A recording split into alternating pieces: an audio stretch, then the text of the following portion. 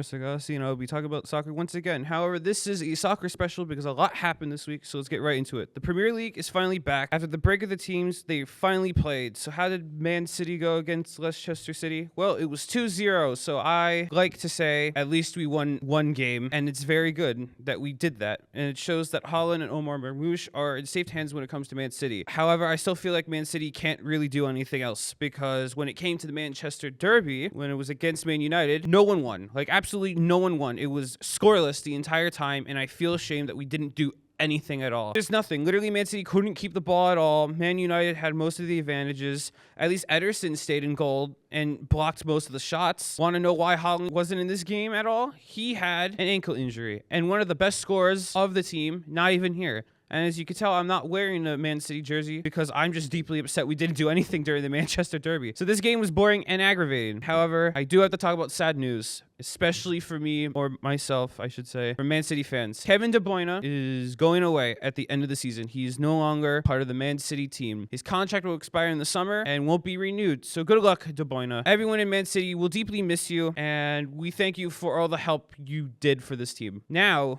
we talk about the good stuff. This is insane.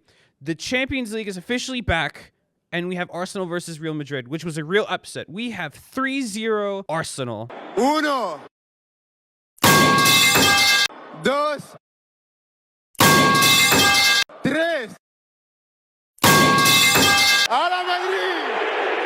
With Declan Rice scoring 2 free kicks. First free kick of his career, which is surprising. It is really surprising, and it's against Real Madrid, any team there was. Of course, this was the first leg, so maybe Real Madrid can have a comeback. This still doesn't show any promise, and it showed that Real Madrid is showing real major cracks when it comes down to the team. Because Mbappe is not really working it out. Bellingham isn't doing anything. Vinny Jr. isn't doing anything. This is showing that Real Madrid is showing a few cracks in the team. More embarrassing news, Real Madrid lost to Valencia. Yes, in the La Liga, 1-2, Real Madrid lost to Valencia. The second place, Real Madrid lost to the 15th place Valencia in the La Liga. That is the most embarrassing news in the La Liga ever, in my opinion, because they couldn't even keep up with Barcelona right now, because Barcelona is in the lead, as I said multiple times. I think Barca will win it. That's just me. Now, the moment we've been waiting for. Barcelona versus Atletico Madrid with the Copa del Rey semi-final second leg. After the big hype that was the 4-4 game in the first leg. You know what happened? Well, Barca only won 1-0, sadly. Could have been more. But you know who scored? On fire as usual, Barca has advanced to the finals. And ladies and gentlemen, this would mean we will get an El Clasico final, Barcelona versus Real Madrid for the Copa del Rey, which is amazing news, and I would like to see the game, like, on TV, of course. I'm not going to go all the way there to see the game live. But after seeing what Barca has done to Real Madrid in the past, I feel like Barca's going to win this. Immediately. No doubt about it. I feel like they're going to win. Going to Barca in the La Liga, they were against Real Betis, who has the most unstoppable player of all, Antony. How did it go? I think for, like, the first time in La Liga, in Barcelona's case, they tied 1-1, which, again, is not horrible, but they could have at least won. They didn't extend their lead, sadly. But going back to Champions League, because, yes, Barcelona and Real Madrid are both in the Champions League, Barcelona absolutely destroyed Dortmund 4-0. Dortmund had no way to win this. Their team played absolute garbage. I'm sorry to say that to Dortmund fans here, if there is any.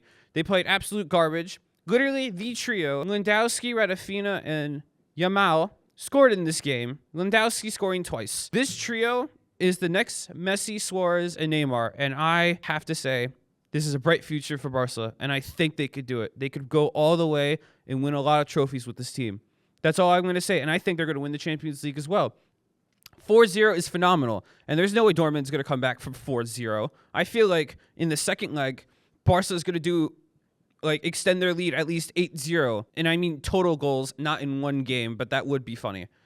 Ending in the United States, there was the Champions Cup with Inter Miami versus LAFC, which was the first loss for this Inter Miami team this season because it was 0-1. It's sad, that's all I could say, but 0-1 isn't that much because, of course, there's the first leg and there's the second leg. For the actual MLS season, there was Inter Miami versus Toronto FC. Yes, Toronto FC Canada, a soccer team in Canada, because we saw what Canadians did this year. It was a tie 1-1.